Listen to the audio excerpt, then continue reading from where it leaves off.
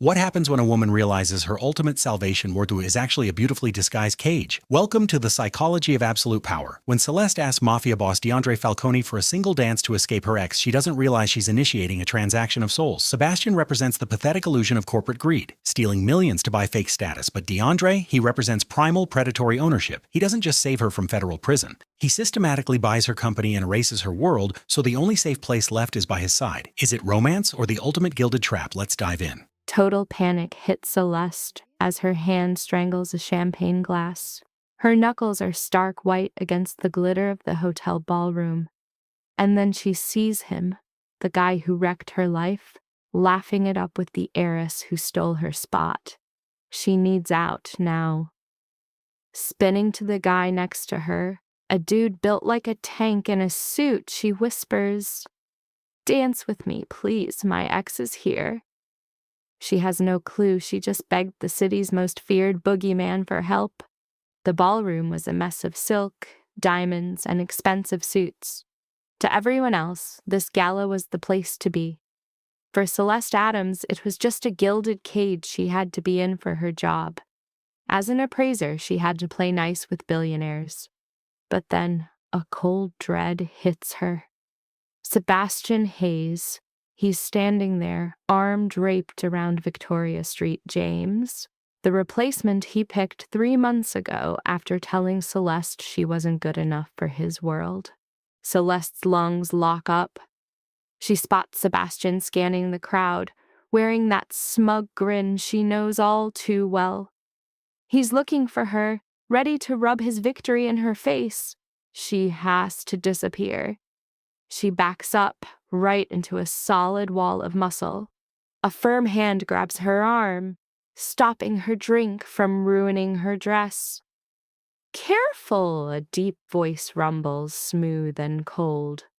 Celeste turns, the apology on her lips dying when she sees his face. The man was lethally handsome. He's huge, at least 6'3", his shoulders blocking out the entire room. His pitch-black hair is slicked back from a face that looks carved from stone, but it's his eyes, a sharp storm gray that cut right through her.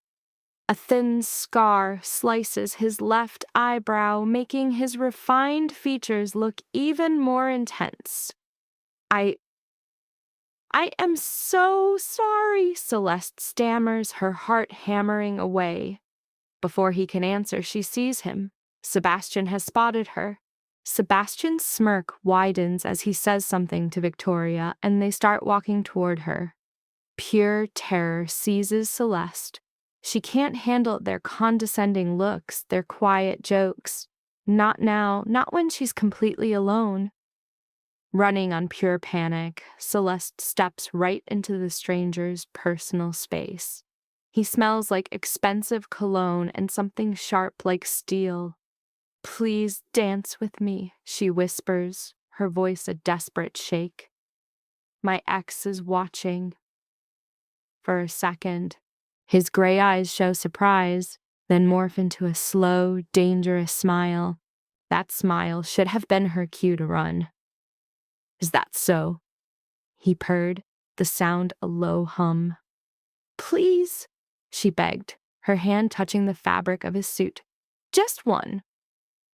Without a word, the man flags down a waiter, hands off his drink, and snakes an arm around her waist. The sheer strength in his grip is a jolt to her system. He pulls her tight against him, guiding her to the dance floor as a slow song starts. "Follow my lead," he ordered softly. Celeste had no choice but to obey. He moved with a hunter's grace, totally at odds with the music. He didn't just dance, he dominated the floor, making other couples unconsciously move away. "You're shaking," he observed, his hand a hot brand on her bare back. "I'm terrified," Celeste admitted, too drained to lie. "He broke me, and now he's here to gloat."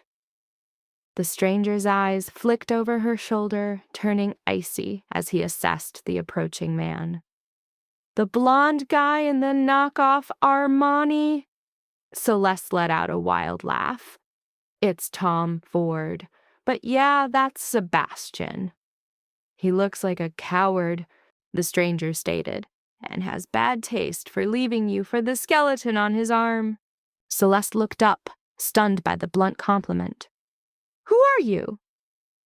A convenient solution, he replied, dipping her low as Sebastian and Victoria finally reached them.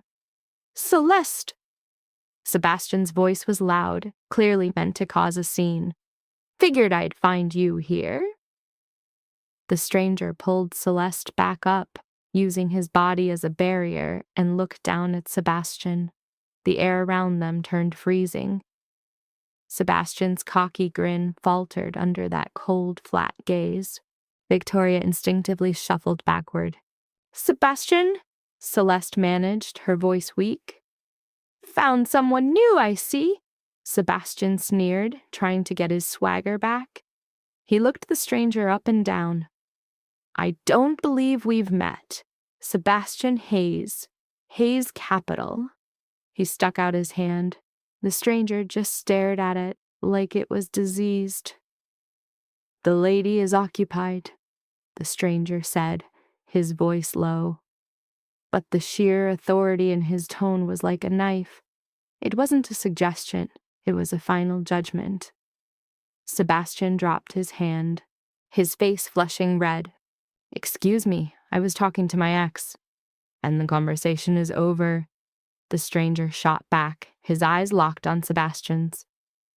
Walk away, Mr. Hayes, before you lose the ability to. The threat was so calm, so devoid of emotion, it was scarier than any yelling. Sebastian swallowed hard, his confidence completely gone. He gave Celeste a look of brand new fear, grabbed Victoria, and practically ran into the crowd. Celeste was speechless, staring at the man still holding her. What was that? The stranger's dangerous smile came back. He let her go, but she could still feel the heat from his hand. Just offering a little help, Celeste. He knew her name. She never told him. Before she could ask, he brushed a piece of hair from her face. Enjoy the party. Don't mourn a man who's already a ghost. With that bizarre goodbye, he vanished into the swarm of people, leaving Celeste trembling. Monday morning was a nightmare of stale coffee and a heavy sense of doom. Celeste was at her desk, staring blankly at a magnifying glass and some antique jewelry. She hadn't slept a wink since the gala. Every time she closed her eyes, she felt that powerful hand on her back and saw those stormy gray eyes looking at her like she was his next meal. You look like you saw a ghost, Adams. Celeste glanced up as Sarah, her sharp-tongued coworker, dumped a stack of files on her desk. Just tired, Celeste lied. Long party. I bet, Sarah grinned, leaning in. Gossip is you are getting cozy with the boogeyman himself. The whole office is talking. Celeste frowned. What are you on about? He was just some guy. Sarah's mouth dropped open. Celeste, don't tell me you're clueless. You seriously don't know who that was? No. Who was he? Some movie star? A billionaire? Before Sarah could answer, the front doors of the gallery flew open. The quiet buzz of the auction house died instantly. Through her office window, Celeste saw 4 men in dark suits storm in. They moved like a pack of wolves, their eyes sweeping the room. These weren't bodyguards. They were enforcers. Arthur Caldwell, her boss, stumbled out of his office, nervously adjusting his jacket. Then the man filled the doorway. Celeste's breath caught. It was him, the stranger from the gala. In the harsh office lighting, he looked even more intimidating. He wore a perfect 3-piece suit that screamed money, his dark hair styled perfectly. He walked with a calm, deliberate power, ignoring the sheer terror coming off Arthur Caldwell. Who is that? Celeste whispered, unable to look away. Sarah's nails dug into her arm. That's Deondre Falcone, she hissed, her voice trembling. Head of the Falcone crime family. He runs half the docks, controls all the underground betting, and God knows what else. And he's the most powerful and dangerous man in New York, Celeste. He's the syndicate. All the air left Celeste's body. Deondre Falcone. The name was a dark legend in the city, a story used by rich people to scare each other, and she had put her hands all over him. Demanded he dance. She used a freaking mob boss as a prop to make her ex jealous. Oh my God, Celeste breathed out. She remembered his bone-chilling words to Sebastian. Walk away while you still have the legs to do so. It wasn't just a threat, it was a promise. Miss Adams. Celeste jumped. Arthur Caldwell stood in her office doorway, his face pale and slick with sweat. One of Deondre's goons stood right beside him. Yes, Mr. Caldwell, Celeste said, getting up on shaky legs. Mr. Falcone is in the private viewing room, Caldwell squeaked, his voice strained. He bought a new property and needs its art collection appraised immediately. He specifically requested you for the job. Me? Celeste's voice was barely a whisper. But I'm only a junior. You handle all the important clients. You tried to tell him that, Caldwell hissed, wiping his forehead with a handkerchief model. He was pushing her. Said he liked her. Guts at the party. Celeste, I'm begging you. Don't you dare say no to this guy. It was like walking the Green Mile as Celeste followed her boss down the fancy hall to the VIP room. Caldwell threw the massive door open and then bounced, not even daring to step inside. Deondre Falcone was staring out a huge window at the Manhattan skyline. He was sipping scotch at 10 in the morning and didn't even look back as she came in. Lock the door, Celeste, he ordered. That voice sent a cold, familiar shock straight through her. She did it, and the lock clicked shut like a tomb being sealed. She just stood there in the middle of the room, clutching her tablet like a shield. Finally, Deondre turned around. His stormy eyes locked onto hers, and a creepy little smile played on his lips. You had no idea who I was that night, he stated. It wasn't a question. No, Mr. Falcone, I did not. Celeste lifted her chin, trying her best not to look scared, even though her legs were shaking. If I had known, I would have never touched me, he interrupted, taking one slow step toward her. You made me your personal bodyguard? Used me to punk your pathetic ex-boyfriend? Celeste's cheeks went beet red. I am so sorry. My actions were out of line. Deondre stopped just inches away from her. That rich, woody cologne hit her all over again. Don't be sorry. It's the most exciting 5 minutes I've had at one of those boring parties in a decade. You've got some nerve, Celeste. I'm into that. He walked over to a leather chair and sat down, pointing for her to take the one across from him.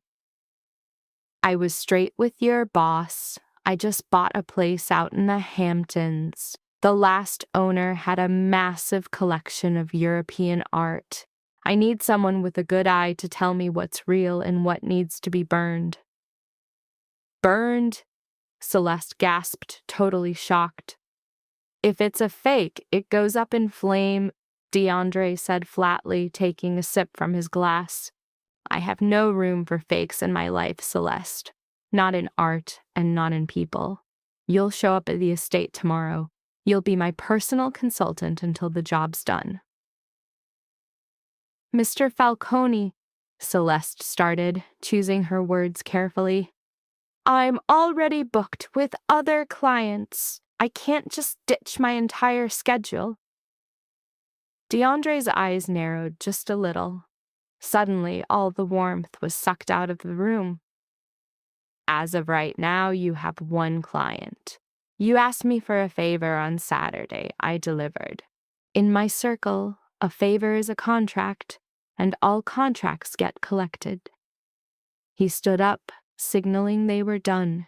He walked past her, but stopped at the door, leaning in close so his lips were almost touching her ear. Pack enough for the week, he whispered. My driver will pick you up at 8.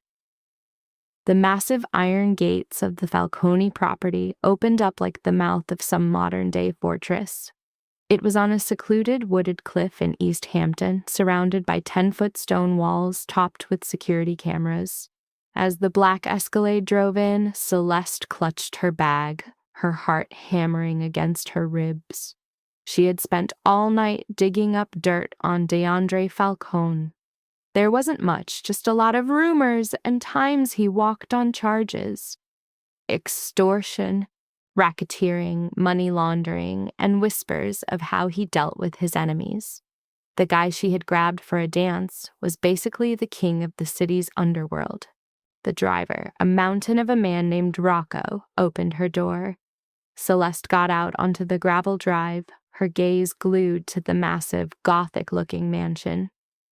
"Miss Adams!" a sharp voice yelled. A strict-looking older woman in a plain black dress was coming down the stone steps.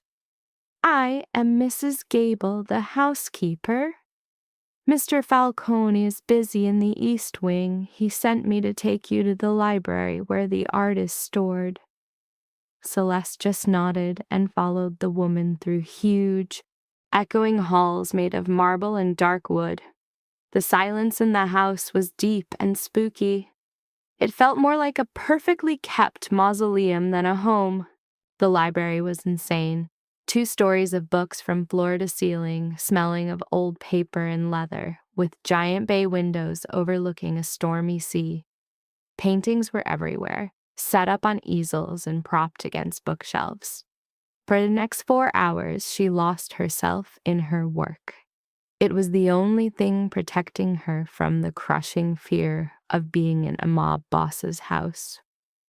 She moved from painting to painting, spotting a stunning real Modigliani, a sketchy Rembrandt, and a beautiful but totally fake Vermeer. She was examining the details of a dark Caravaggio when the library doors flew open. Celeste jumped, almost dropping her magnifying glass. 2 of Deondre's thugs were hauling a third guy between them. The prisoner was fighting back, his clothes were a mess, and his face was bloody from a cut above his eye. They threw him onto the Persian rug in the center of the room. A second later, Deondre walked in. He'd taken off his suit jacket. His white shirt was unbuttoned at the top, and his sleeves were rolled up, showing off muscled forearms covered in intricate, dark tattoos. He looked like the Grim Reaper. He was every bit the monster people said he was. Deondre was totally focused and didn't even notice Celeste, who had ducked into the shadows behind a big globe. "Please, Falcone, I swear!" The guy on the floor whimpered, his voice cracking with fear. Celeste slapped a hand over her mouth to keep from screaming. She knew him. It was Sebastian. Her ex-boyfriend was on his knees in a Mafia Don's library, bawling, with blood all over his designer shirt. Deondre walked toward Sebastian slowly, his face totally blank, showing no anger, no nothing. He pulled out a silver lighter, flicking it open and shut with a steady, clicking sound. "You owe me $3 million, Sebastian," Deondre said, his voice quiet, almost friendly.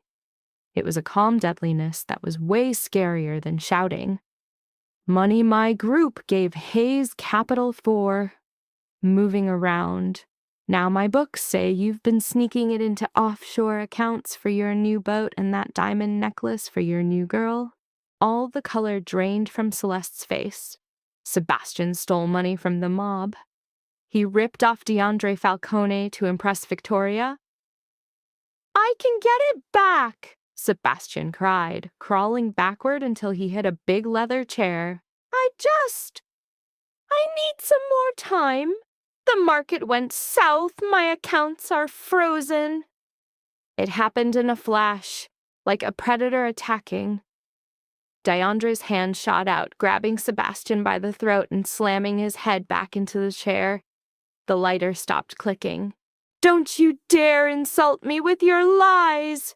Deondre hissed, the polite act completely gone, showing the beast he kept hidden under the fancy clothes. I know where every last cent went. You bought a new car with my money. You bought a life you never earned. Deondre, I'm begging you, Sebastian choked out, his face turning purple as the grip got tighter. I'll do anything. I can work it off. You couldn't pay back $3 million if you had 10 lifetimes, you pathetic worm. Deondre spat. He leaned in, his voice a deadly whisper. And the best part? You dumped a woman with real substance because her family wasn't good enough for you, just to steal from a monster to pretend you were somebody. Celeste's entire world just stopped. He was talking about her. He knew. He totally knew. He probably knew every single thing about her before she ever stepped into his party. With a look of pure disgust, Deondre dropped Sebastian, who crumpled to the floor, gasping for air. Deondre pulled a clean white handkerchief from his pocket and wiped his hands with cold, careful movements. Take him to the silent room in the basement, Deondre ordered, not even looking at the pathetic man. Let him sit in the dark and think about his debt. If he doesn't have a good answer by midnight, you can start with his fingers. Got it, boss. They pulled Sebastian to his feet, his cries echoing down the long hall as they dragged him out. And just like that, the library was dead silent again. For a second, Deondre just stood there, staring at the empty doorway. Then, with his back still to her, his voice sliced through the silence. You can come out now, Celeste. Celeste froze, the breath caught in her throat. She stepped out from the shadows, her tablet shaking in her hand. Finally, Deondre turned to look at her. The monster from a few moments ago was gone, replaced by the cool, collected man she first met. Sorry about that little show, he said, his voice smooth as silk as he poured himself a drink from a fancy decanter. I didn't realize Mrs. Gable put you in here. You're going to hurt him, she whispered, her voice weak and shaky. Even though she hated Sebastian, the sheer brutality of it all was paralyzing. Deondre took a slow sip, his gray eyes pinning her down. I'm just collecting a debt, same way I dealt with you.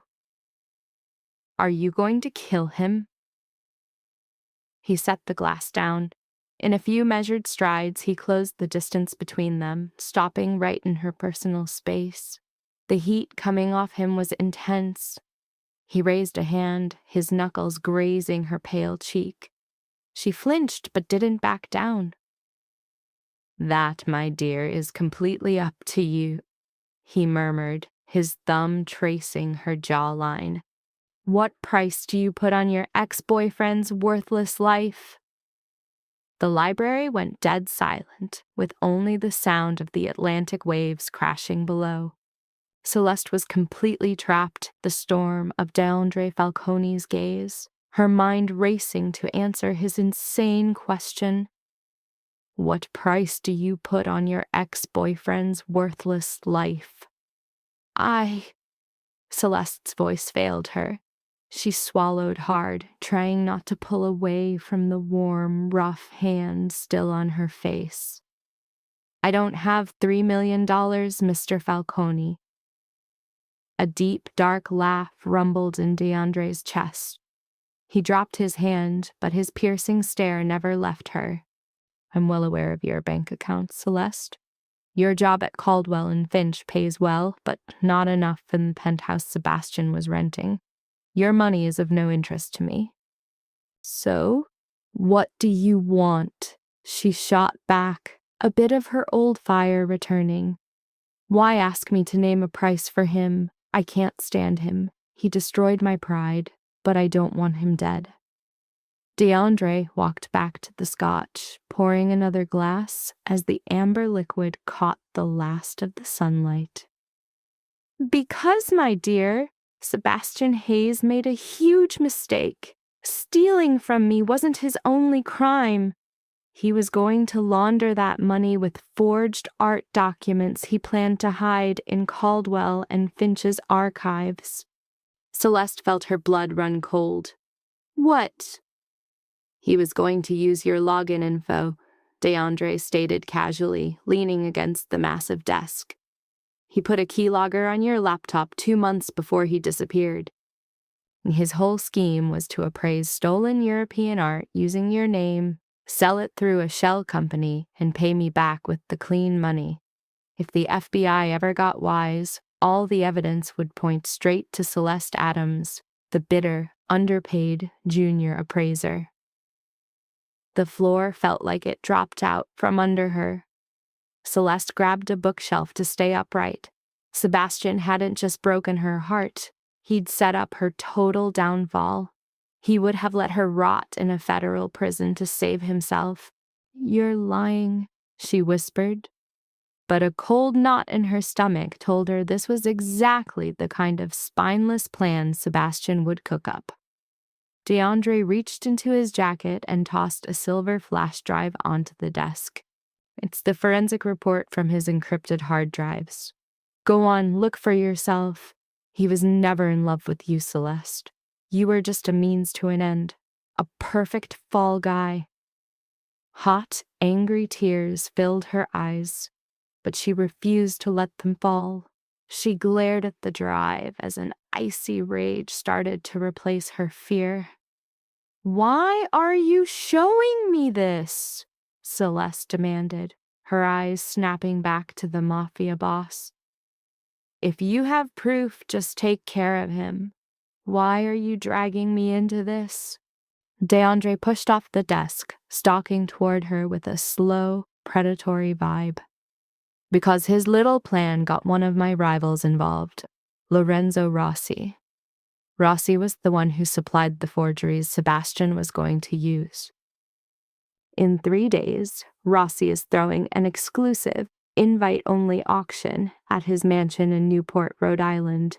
It's just a cover for the syndicate to offload stolen goods. Deondre stopped just a foot away from her, and the rich smell of his cologne filled the air. I need an expert, someone who can spot a fake from 50 feet away, someone with a perfect reputation in the legitimate art world, and, more importantly, someone with a personal reason to want to see Sebastian Hayes crash and burn. Celeste looked up at his chiseled face.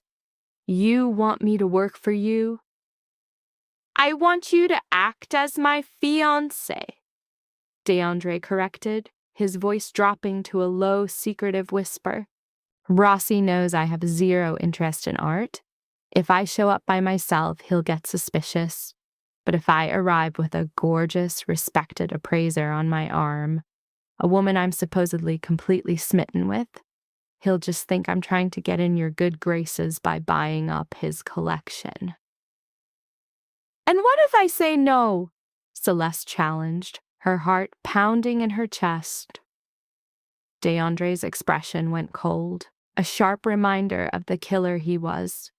Then Sebastian's last breaths will be with a chain tied to his ankles in the Atlantic. Rossi will pull off his scam, and the FBI will eventually find the fake appraisals Sebastian already stashed on Caldwell's servers. You'll go to prison, Celeste. It wasn't a threat, just a cold, hard fact. She was absolutely trapped. If I agree, Celeste said, her voice shaky. "If I help you expose Rossi, what happens to Sebastian?" "He'll live," Deondre said flatly. "I will take every last one of his assets, ruin his name, and run him out of this city for good. But he'll keep on breathing." Celeste glanced at the flash drive, then back at the powerful, deadly man in front of her. She was just a quiet woman from Connecticut who read art books for fun. And now she was negotiating for a man's life with the devil. "Okay," Celeste breathed. "I'll be your fiancé." A slow, triumphant smile spread across Deondre's face. He stepped forward, his fingers gently tipping her chin up, forcing her to look him in the eye. "Excellent," he purred. "Welcome to the family, Mia Cara." The next 48 hours were a chaotic blur of threatening luxury. Celeste was put up in the main guest suite at the Falcone estate. The room was way bigger than her apartment, with a marble fireplace, a huge canopy bed, and a balcony overlooking a private beach. But despite the glamour, she was painfully aware of the 2 armed guards posted right outside her door. She was a guest, but she was also a prisoner. On Tuesday afternoon, an entire team of stylists and designers stormed her suite. "Mr. Falcone has extremely specific tastes," a stern French woman named Madame Céline announced, holding up a jaw-dropping, backless Oscar de la Renta gown in a deep midnight blue. "Your entire look must scream wealth, being untouchable, and that you belong completely to him." Celeste stood on a platform, letting them fit her and cover her in silks and jewels. A jeweler from Cartier showed up with bodyguards, opening a steel case that held a stunning sapphire and diamond necklace. "The Rossi auction requires a show of extreme wealth," Mrs. Gable, the grim housekeeper, explained as she supervised everything. "You are to wear this for the whole night. It's a symbol that Deondre owns you." Celeste stared at her reflection in the long mirror. She barely recognized the woman staring back. Her auburn hair was styled in an elegant and intense updo. Her makeup was flawless, highlighting her cheekbones and giving her green eyes a dangerous spark. She looked like a mobster's wife. That evening, Deondre sent for her to have dinner with him. The dining room was a massive, grand hall lit by a giant crystal chandelier. Deondre was already sitting at the head of a long table, wearing a crisp, black shirt with the sleeves rolled up, revealing a silver Patek Philippe watch. As Celeste walked in, wearing a simple, form-fitting black dress, his conversation with his huge bodyguard Rocco stopped cold. Deondre's gray eyes swept over her, a dark primal fire flashing in them before he hid it behind his usual cool expression. He stood and pulled out the chair to his right. "You look stunning," he said softly as she sat down at the table. "I'm the bait?" Celeste shot back, her voice tense as she unfolded her napkin. Deondre's low laugh echoed in the room as he sat back down. "Rossi might be a snake, but he respects the old traditions. In this world, a made man's partner is untouchable. When you're with me, you're the most protected woman in Rhode Island." Their dinner was an absolute masterclass in tension. They ate scallops and risotto in a silence that was loaded with things unsaid. Celeste couldn't help but watch him. For a man known for his brutality, he had a surprisingly polished side. He refilled her wine, anticipated she'd need water, and treated his staff with a quiet, profound respect that completely contradicted his violent reputation. "You're analyzing me," Deondre noted, lifting his glass of wine. "I'm trying to understand you," Celeste admitted, leaning into the honesty he seemed to value. You're a gangster. You break bones in your office, yet here you are keeping me out of a federal prison. I'm protecting my investments, Deondre corrected her, his tone perfectly smooth. Your freedom is just a convenient byproduct. That's not the whole story. Deondre's hand paused on his wine glass. He really looked at her, and for a split second the iron mask he always wore cracked. Trusting in monsters is a foolish game, Celeste, but believing they have a soul is a fatal one. Don't make me out to be some kind of tragic hero. But before she could answer, a soft ping sliced through the silence. Rocco slid a sat phone over to Deondre, who went dead serious listening to the call. He clicked off, then pushed the phone across the table to Celeste. It's for you, he said, his voice a flat line. Celeste frowned, picking up the heavy device. Hello? Celeste? Oh, thank God, you have to help me. Celeste froze solid. The voice was a wrecked, tear-soaked mess. It was Victoria St. James. Victoria! Celeste whispered, her eyes darting to Deondre. He just watched her, slowly twirling the wine in his glass. He destroyed me, Celeste, Victoria sobbed through the static. Sebastian, he drained my family's accounts. He forged my dad's signature on a margin call. The feds hit our offices today. We're broke. It's all gone. A cold wave of shock crashed over Celeste. Sebastian hadn't just used Victoria. He'd completely gutted her family's wealth to cover his mob debts. Victoria, I'm not sure what I can do, Celeste said, the nasty irony hitting her hard. The same woman who stole her man was now on her knees begging for a rescue. He told me about your files, Victoria cried. He was drunk, laughing. He bragged that if he went down, he'd make sure the cops took you for the artifact scam. Celeste, I'm getting investigated because of him, and he's planning to feed you to the FBI. You have to grab those files before they nail me as his partner. Where is he? Celeste demanded, her grip on the phone turning her knuckles white. I don't know. He vanished 2 days ago. Celeste, please, I'm begging. Deondre reached over, smoothly plucked the phone from her hand, and ended the call. He set it down next to his plate. Celeste was paralyzed, her mind a chaotic storm. You knew. Up, she breathed, staring at Deondre. You knew he was bankrupting her. I knew he was a desperate animal, Deondre shot back, cutting his steak with terrifying calm. I knew he was a leech looking for a new victim. Victoria Street James just happened to be the wealthiest target he could sink his teeth into. So why didn't you stop him? It wasn't my problem until he started risking my money, Deondre answered, his voice pure ice. He locked his gray eyes on her. Sebastian Hayes is a symptom of the sickness in your world, Celeste. The legit world.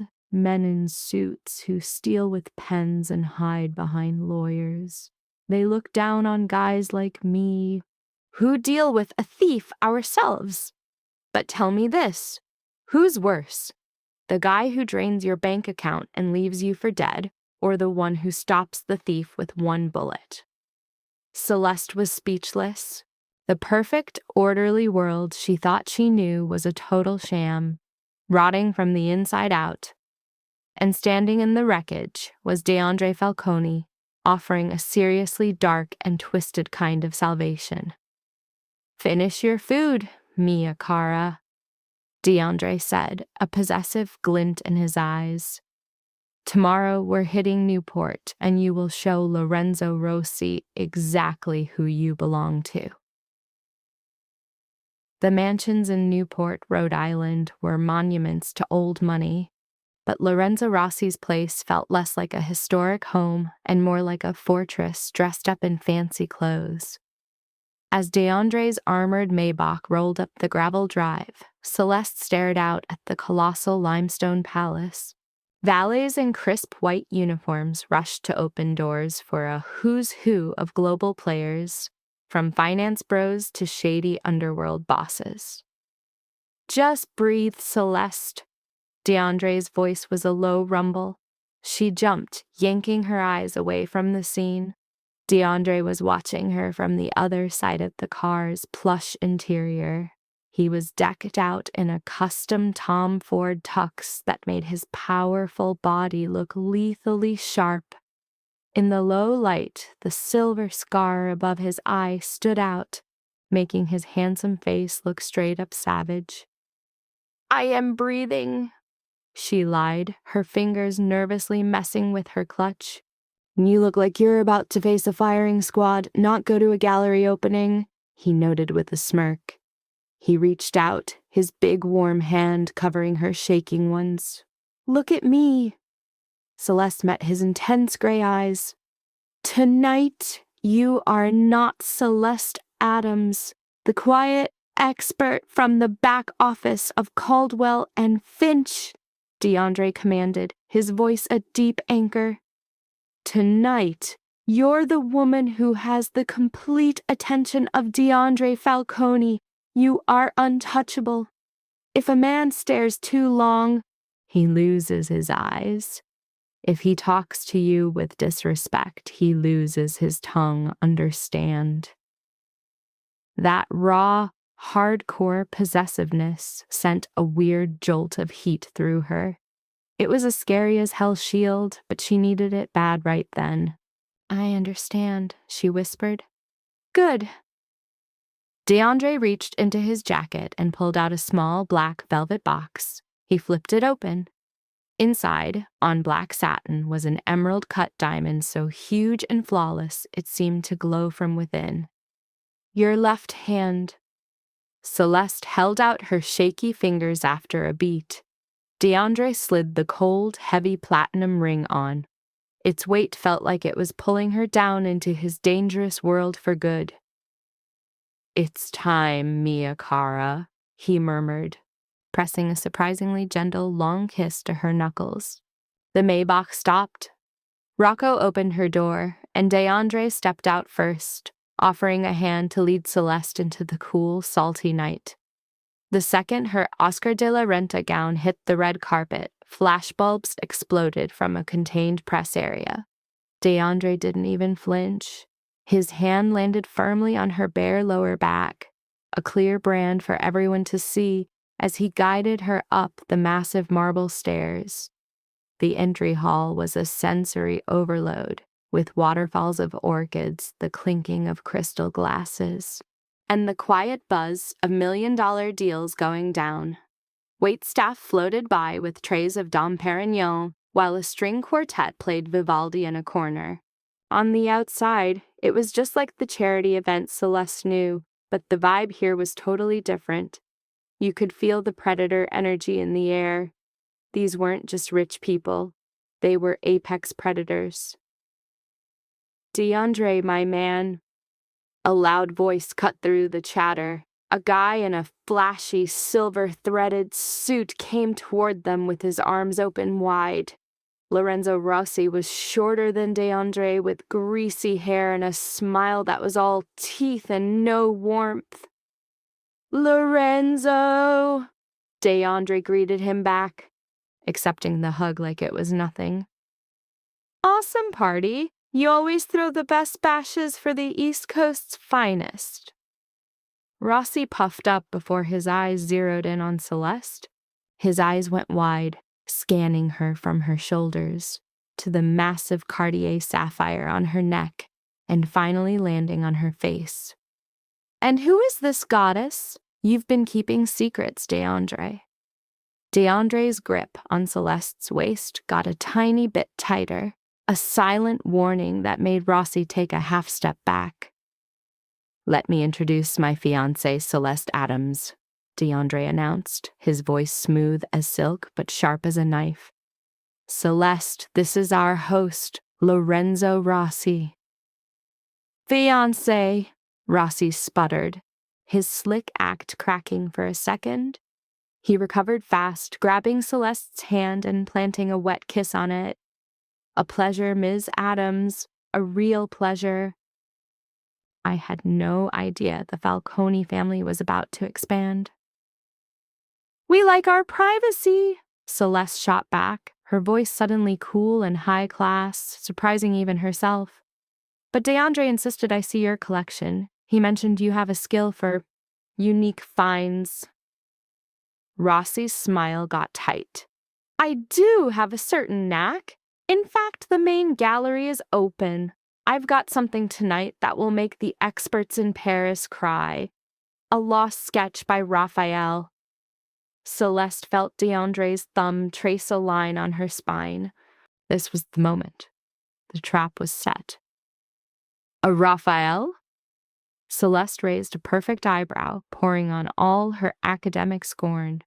That's weird, since the Uffizi fire in 1762 destroyed most of his unlisted drawings. A real one showing up now would be like seeing a ghost. Rossi's eye twitched. I assure you, my people are the absolute best. We'll see about that, Deondre said softly, guiding Celeste past the now nervous gangster. Lead the way, Lorenzo. They stepped into a locked, climate-controlled room. In the center, under a single dramatic spotlight, was a small frame drawing of the Madonna and Child. A crowd of rich bidders was already gathered around it. Celeste walked up to the display, pulling a tiny jeweler's loop from her purse. The room went silent as she leaned in. Rossi watched from the side, a new layer of anxiety on his face. She studied the paper, the aged ink, the way the lines were drawn. It was an incredible fake, practically a masterpiece of fraud. But for someone who'd spent her whole life with Renaissance art, its mistakes were screaming at her. The paper was aged with tea, a total amateur move, and the ink didn't have the corrosion marks that 500 years would leave. It was the exact counterfeit Sebastian was going to use her to legitimize.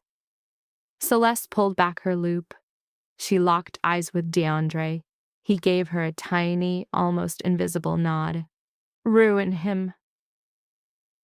Right as Celeste geared up to absolutely demolish Rossi's reputation, all hell broke loose by the gallery entrance.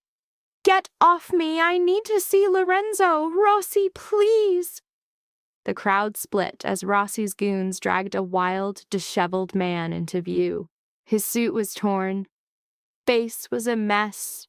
The guy looked like he hadn't slept in weeks. Celeste's heart stopped. It was Sebastian. What is this garbage?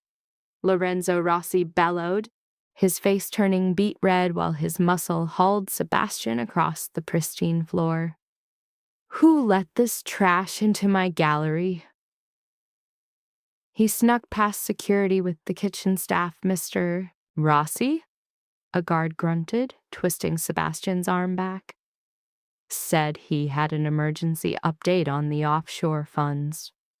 Sebastian was totally winded, his eyes darting around at the mob bosses and billionaires like a cornered animal. The cocky Wall Street predator who'd ditched Celeste 3 months ago was gone, replaced by a terrified, shaking mess. Rossi, you gotta listen, Sebastian begged, his voice cracking. The SEC froze Hayes Capital. They locked up everything I have. I can't get you the payment for the painting. A wave of shocked whispers filled the room. In the dirty art world, admitting the feds are on you is basically signing your own death warrant. Rossi looked about 2 seconds away from ending Sebastian right there. You moronic, arrogant punk, Rossi hissed, closing in on him. You brought the feds to my front door. I've got the authentication documents, Sebastian shouted, a last-ditch effort to save his own neck. The papers from Caldwell and Finch, Celeste Adams put her name on them. They proved that Raphael is legit. You can flip it tonight, wash the money, and we both get out clean. Celeste stood there like a statue next to Deondre. Sebastian was too busy begging to even spot her. He really believed his little scheme was going to work. He really thought he'd set her up perfectly. Deondre didn't say a word. He just shifted his weight, his massive frame basically becoming a human wall blocking the only door out. He watched Sebastian like a lion watches a wounded gazelle. Miss Adams won't be signing squat for you, Sebastian. Celeste's voice cut through the room like a knife. It was shockingly steady, full of a cold authority she never knew she possessed. Sebastian's head whipped around, his eyes going wide with disbelief as he finally saw her. He took in the whole picture, the designer gown, the blinding Cartier jewels, and the absolute boulder of a ring on her left hand. Then his eyes drifted to the man standing behind her, a hand planted firmly on her waist. Deondre Falcone. The color just drained from Sebastian's face. His knees buckled, and he would have hit the floor if the guards weren't holding him up. "Celeste!" Sebastian choked out, his voice a cocktail of confusion and pure terror. "What? What are you doing here with him?" "She's admiring the artwork," Deondre answered for her, his voice a low, dangerous rumble that echoed in the silent gallery. "Isn't that right, my dear?" Deondre looked down at her, the sweet words sounding completely normal, but his eyes were locked on Sebastian like a predator. "Yes," Celeste confirmed, turning her attention back to Lorenzo Rossi, who was now sweating buckets. "Mr. Rossi, your boy here says I signed off on this piece. I can promise you, I did no such thing. Honestly, if I had, I should be fired for being a complete idiot." "An idiot?" Rossi sputtered, trying to get his tough guy act back together. "That is a certified classic." "It's certified garbage," Celeste shot back, walking over to the painting. The rich collectors all leaned in, totally hooked. "The shading on the Madonna's clothes was done by a right-handed painter. Raphael was famously a lefty. The iron gall ink hasn't corroded the paper," which is chemically impossible for a 500-year-old artifact. And the paper itself has a synthetic chemical that wasn't invented until 1923. She spoke to the entire room like she was leading a masterclass at an auction house. "This isn't some long-lost Raphael, it's a brand new fake, probably made in some basement in Tuscany within the last 5 years. It's really worth about $300, and that's just for the antique frame." You could hear a pin drop in the gallery. By exposing the painting's fraud, Celeste didn't just wreck Rossi's night, she outed him as a total phony in front of his entire criminal enterprise. Rossi's face went white as a ghost. He looked around the room, seeing nothing but angry stares from the guys he just tried to scam. "She's lying!" Sebastian shrieked, fighting the guards. "She's just trying to ruin me because I broke up with her." Deondre moved in. He wasn't rushing, but he crossed the room with a terrifying speed. The guards let Sebastian go, and he collapsed. Deondre grabbed him by his busted jacket, yanking him up to eye level. "She is doing this," Deondre said quietly, so only Sebastian and Celeste could hear. "Because she is a Falcone now, and the Falcone name will not be dragged through the mud by scum." Deondre shoved Sebastian back. He crashed into a marble pillar and crumpled to the floor, sobbing like a baby. Deondre turned to Rossi, coolly fixing his cuffs. "Lorenzo, it looks like your vetting process is a joke, and you've been doing business with a rat who conned my family out of $3 million. Deondre, I swear to God, I didn't know he scammed you, Rossi stammered, backing away. He approached me. He said he had an inside expert. He promised the paperwork was solid. Seems you made a bad call, Deondre replied, his voice ice cold. He offered his arm to Celeste. We're done here. I want my $3 million, plus a hefty inconvenience fee wired to my account by sunrise. If it's not Lorenzo, I'll be back, and I won't be bringing my fiancé. The threat hung in the air, thick and heavy. Celeste walked to Deondre and took his arm. She didn't even glance at Sebastian as they walked past, but she could hear his pathetic crying echoing off the marble floors. She held the pose of a stone-cold mob queen until the armored car doors were locked tight. As the car pulled away, her tough facade finally cracked. Celeste sank into the rich leather seats, her hands shaking like crazy. She shut her eyes, trying to block out the image of Sebastian on his knees. Drink, Deondre ordered softly. She looked over. He was holding out a heavy crystal tumbler of amber liquor from the car's built-in bar. She took it with wobbly hands and downed a big gulp. The booze burned all the way down, loosening the terrified knot in her stomach. You were flawless, Deondre told her, his voice surprisingly gentle. He wasn't looking at her like she was just some prize anymore. He was looking at her with total, undeniable respect. You took down Rossi's whole operation without a single bullet. You broke Sebastian. You are not his victim anymore, Celeste. Celeste looked at the massive diamond still sitting on her finger. Am I? She whispered. She'd survived the night. Her name was cleared. But staring into Deondre Falcone's stormy eyes, she realized a shocking new truth. She had zero desire to take his ring off. The morning sun cut through the master suite, hitting the Louis Vuitton duffel bag on Celeste's huge bed. On the marble counter, the Cartier sapphire necklace and a monster diamond ring sparkled with a cold, taunting light. The mission was over. Lorenzo Rossi was financially ruined, and Sebastian's life was completely destroyed. Her part was done. She could finally go home to her tiny queen's apartment and her quiet life of studying art. So why did leaving feel like a giant, suffocating hole was opening up in her chest? A sharp knock on the door broke her train of thought. Mrs. Gable walked in, flanked by 2 armed guards. Mr. Falcone requests you for breakfast in the solarium, the housekeeper said, her hard eyes locked on the packed bag.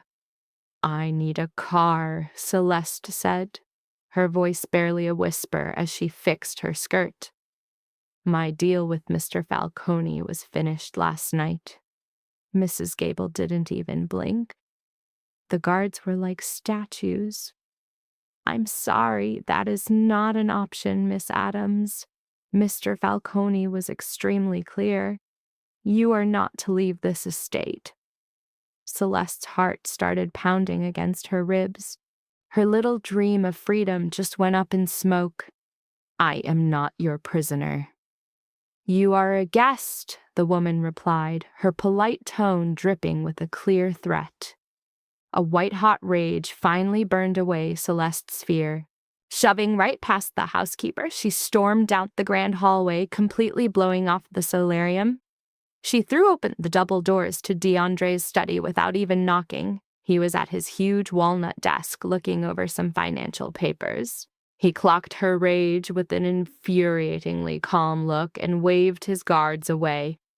The doors clicked shut. You lied to me, Celeste hissed, slamming her palms on his desk and leaning over. You said I would be free. Deondre leaned back in his chair, his storm gray eyes giving nothing away.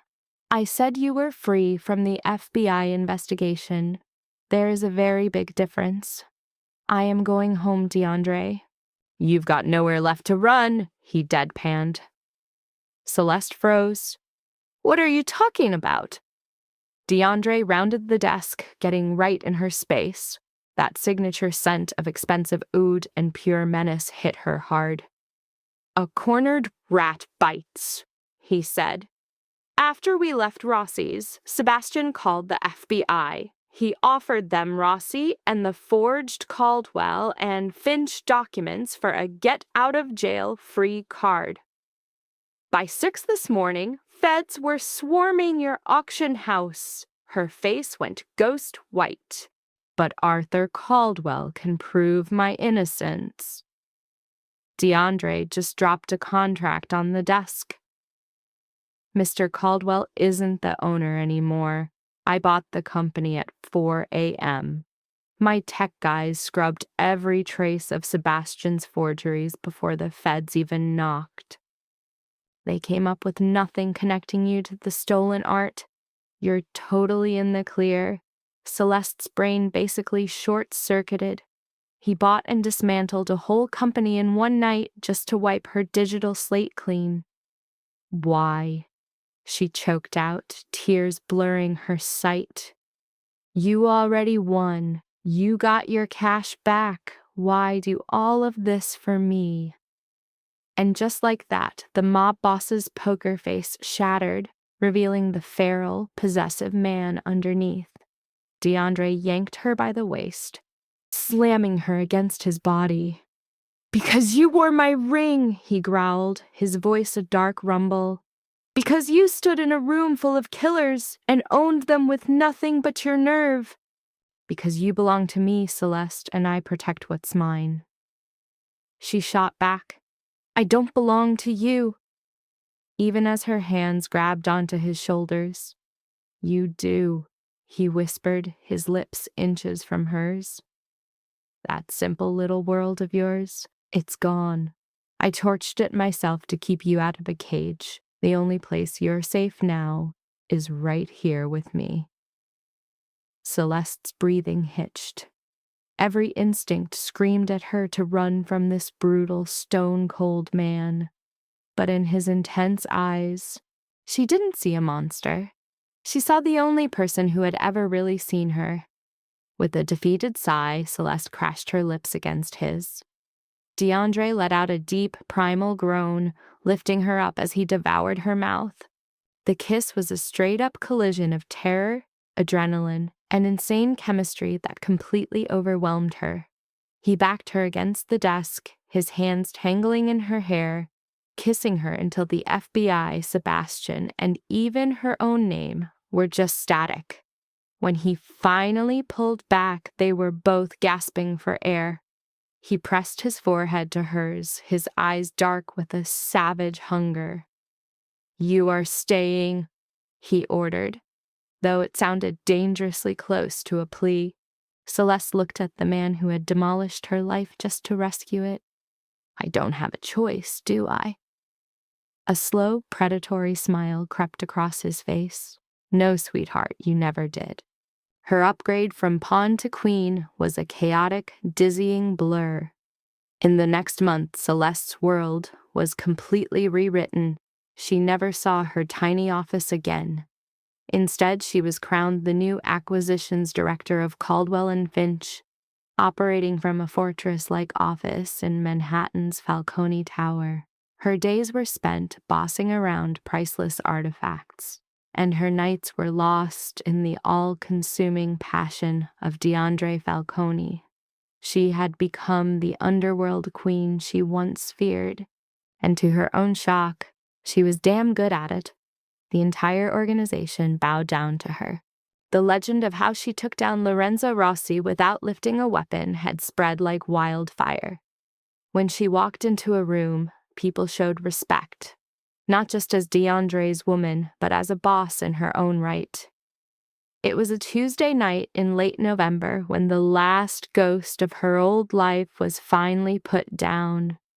Celeste was chilling on Deondre's penthouse sofa, drinking Bordeaux and flipping through a Sotheby's catalog. The private elevator chimed, and Deondre walked in. He looked tired, but still dangerously handsome as he shrugged off his jacket. He came over, kissed her head, and dropped a thick envelope off the coffee table. "It's finished," Deondre announced, heading to the bar for a scotch. Celeste put down her catalog, her eyes glued to the envelope. She knew exactly what was in it. The trial? He took a slow sip of his drink. He copped a plea. Sebastian Hayes pleaded guilty to 3 counts of wire fraud, 2 of embezzlement, and lying to the feds. The judge wasn't feeling generous given how much he stole. He got 15 years at Allenwood Federal. Celeste let out a breath she didn't even know she was holding. 15 years. Sebastian was gone for good. "And Rossi?" she asked quietly. "Rossi suffered a tragic, fatal heart attack on his yacht 3 weeks ago," Deondre replied, his voice completely flat. He met her gaze, his gray eyes impossible to read. A terrible loss for the sailing community. Celeste swallowed hard. She knew better than to ask for the details. She had learned the rules of her new world. Never ask about the dirty work that keeps the kingdom safe. Deondre came back to the sofa.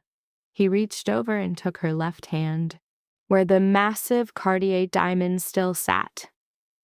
"Sebastian is in a cage. Rossi is gone.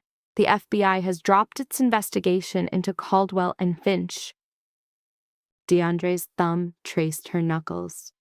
"All threats have been neutralized, Celeste." Her heart started pounding. What does that mean?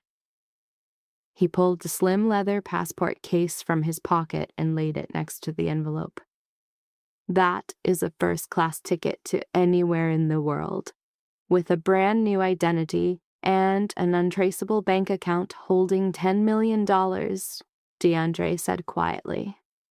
All the possessiveness was gone from his voice, replaced by a shocking vulnerability. "You never wanted this life. You were dragged into it by a spineless coward. I promised to keep you safe, and I did. You are 100% free, Celeste. You can walk into that elevator right now and never look back." Celeste stared at the passport. It was the escape she had prayed for. It was safety. It was peace. She looked from the passport to Deondre. He watched her, his whole body tense, like he was bracing for a punch. For a guy who ran an empire without breaking a sweat, he looked completely at her mercy. "You're offering me a way out," she whispered. "I am offering you a choice," he corrected her. "But understand this," he murmured, his voice a dark and heavy promise. "If you stay, there is no going back. Staying means you are mine until I die. My name becomes your name. My enemies become your enemies. My darkness becomes your own." Celeste glanced at the ring on her hand, the brand that marked her as his. She thought about her old life, a lonely, hollow existence. Then her eyes found him, a terror to the world, but to her, an unbreakable shield. He had burned down her pathetic cage only to build her a throne from the ashes. With a slow, deliberate move, Celeste reached out. Her fingers slid right past the passport, past the paper promise of an empty life. Instead, she lifted her wine, took a slow sip, leaned in, and pressed her lips to a faint scar on his jaw.